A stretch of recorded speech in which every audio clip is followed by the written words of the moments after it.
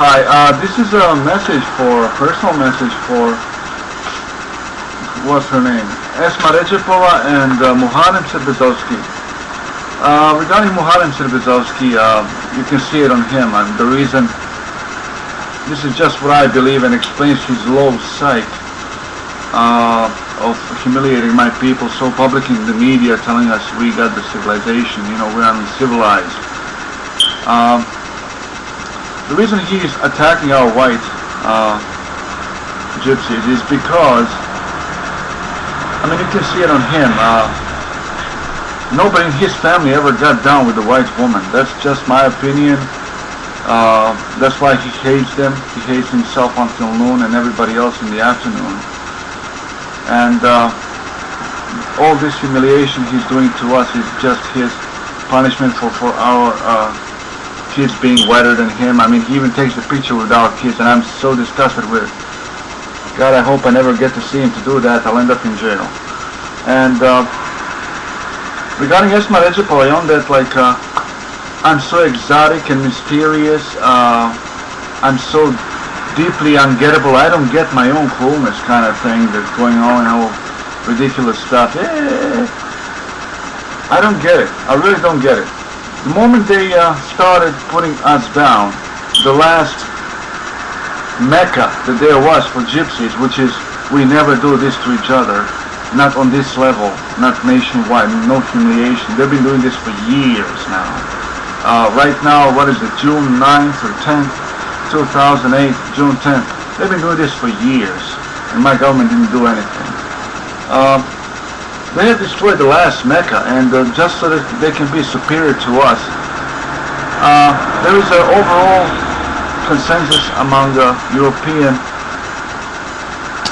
Romani intelligentsia that has been going on for years now. They're saying that we have been in Bosnia for over 350 years, which is most likely, according to Evliya Çelebiya, the Turkish Discovery Channel wannabe guy who wrote, "Oh, I noticed gypsies and Balkans," and that's what, you know, and it's known that Serbia and Macedonia and everybody else, I guess, was there before, which is fine, you know, if that's true, it's fine, but is that the reason to put us down for years? Like everybody sucking the blood from Bosnia, and now they're like finishing us off? Or is there a deeper reason? And there is, actually. I can actually prove the theory. My mom told me once, actually, and I had done the research. I didn't believe it until I'd done the research, because I tried to make sense. Why would so much of European Romani intelligentsia never acknowledge us, never acknowledge that 25 to 35,000 of us died in this war? Why so much humiliation? Why so much silence from Europe? Why is the European Commission for Human Rights playing dumb and playing into all the things that these spies of Macedonia, Esma Redzepova and Muharem Serbezovski, plus that guy who did the secret book movie Tajnata Knjiga, they're doing this is organized effort. And my mom once told me we're all Zos, and I said, "You mean gypsies?" I said, "No." She said, "Zos. We used to pray like this," and it didn't make sense. And then I put it, and I did the research. Actually, it is very, very likely that we are original Zos, what is called so-called Zos state, and original Bogumils as well. And that's why they're trying to destroy the gypsies there, because then they wouldn't have anybody else to look up to. Them. In a way, in their freaky mind, what's their cookie is that everybody would be equal, but in truth, we're not gypsies or Romani for that matter. We're simply from a different country, separated by several hundred years of history before the first gypsies will come to like half a millennia of history, before they're like a mass influx. No, half, 300 years, so 300. Well, separate with history, we just originated from the same country, but we had our own kingdom. I call it something else, not Zos state. We had our own kingdom, and they came later. They never had their kingdom there. We had our own culture, we had our royals, we had our nobles, our military and everything. They never did. And it's not their fault. It's not because they were stupid. They were simply slaves who got somehow to, mix with people, hear about us, and that's all there is to it. But Zod state, as they call it, we all know how it started. Here is why it's not Zod city. When they got to Antioch, when they were finally given their freedom, they would not have been given their freedom unless they converted to Islam, all right? And under that pressure of Syria and Egypt that were around there, Antioch is at the very bottom of Byzantium, nowadays Turkey, very south of Turkey. Agnosticism from Syria, Egypt, and Byzantium, as well by Paulicians, plus Christianity and everything, converted them around. Most militant and most together of them all were Paulicians. Nearly were a state within a state when it comes to Byzantium.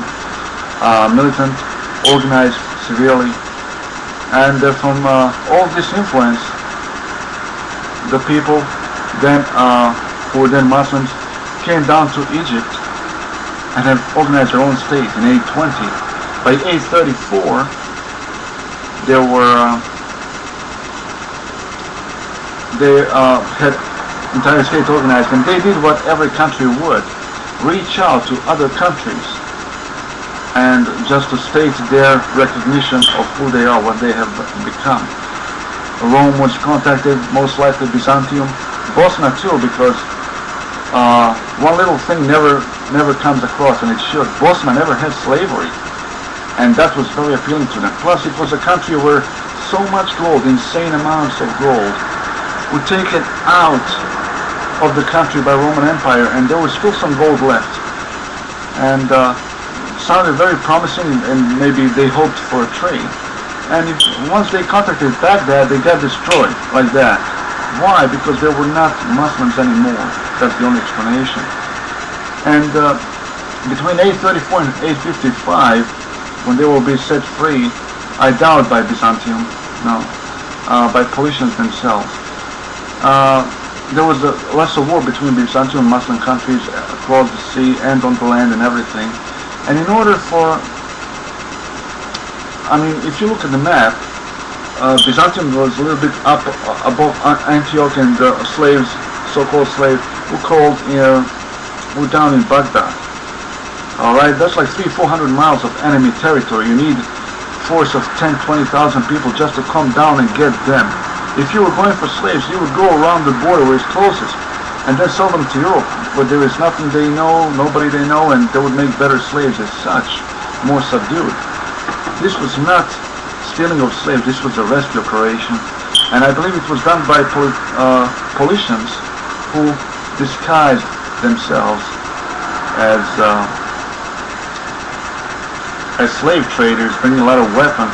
They came there, killed the guard, gave the weapon to people, and they rode off slowly, disguised as slaves. It was like a caravan.